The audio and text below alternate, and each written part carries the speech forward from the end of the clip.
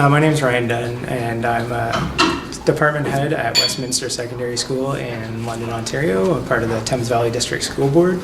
And the resource I created for STAO is all to do with the grade 12 case study dealing with electron transport chain and cellular metabolism.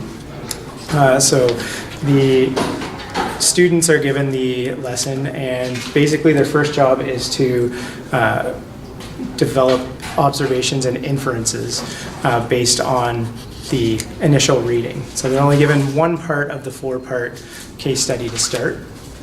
And so once they read it, they may come up with some observations like there were 4 people affected. They were all affected in the same neighborhood. And of course, I'd be writing them down, so I modeled my messy writing. They'd have Tylenol. They all take Tylenol, and they have the same set of symptoms. Some examples are dizziness and vomiting.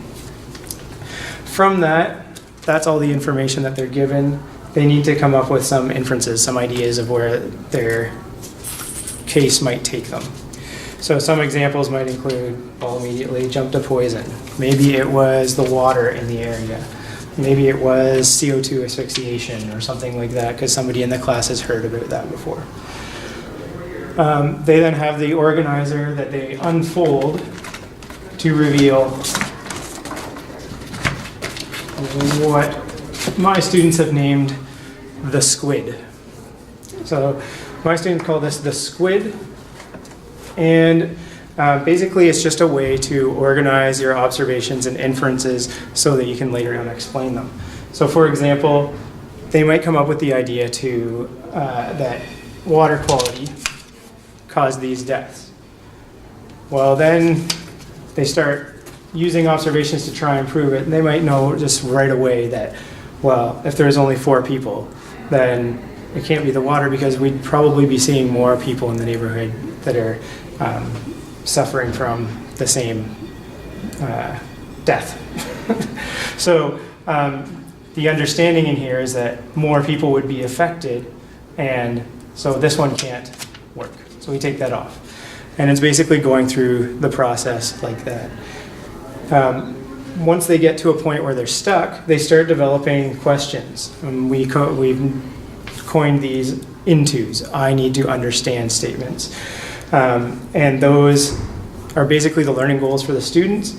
They then use those to direct their research, or they may be jump off points where you can go into your direct instruction. So your jigsaw lesson that you've had, your PowerPoint that you've created that you know works to teach these kids that concept, then they're infusing these concepts.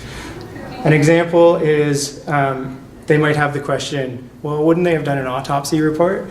And so that's when case study part 2 comes in. And so I give them part 2 of the case study, and they can then have more observations to collect, and it steamrolls from there. My experience with this has been phenomenal. The students are engaged in their own learning, they're developing their own learning goals, and they're just excited to try and solve this problem. The other thing I learned is that students think about metabolism the opposite way that we thought the textbooks worked. Students figure it out backwards, starting with using oxygen and then working backwards through the electron transport, and then in the end they figure out, oh, all of our energy comes from glucose, basically. So that was really interesting.